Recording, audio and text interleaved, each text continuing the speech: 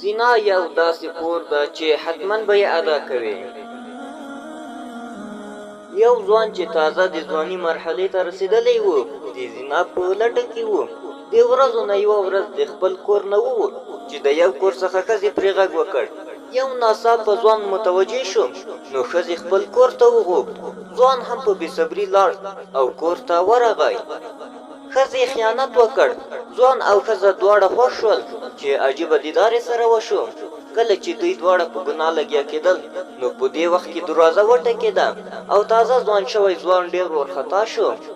ښځې په ډېرې زړورتیا ورته وویل صبر مه ډارېږه زه یې ګورم.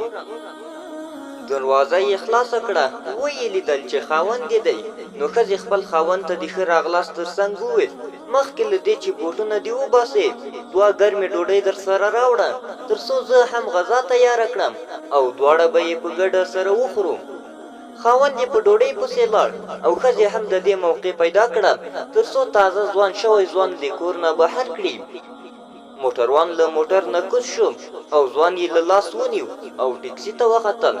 ځوان ډېر سخت ترسېدلی و. په ډېرې لړزا سره موټر ته پورته شو. موټروان ورته وویل مه ډارېږه یو څو خبرې درته کوم.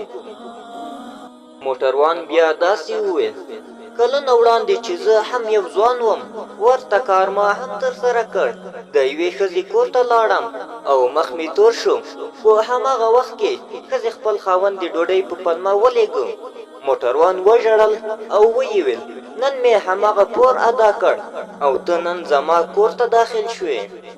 دا چې تازه ځوان شوی هلک ډېر سخت له ویرې لړزېده.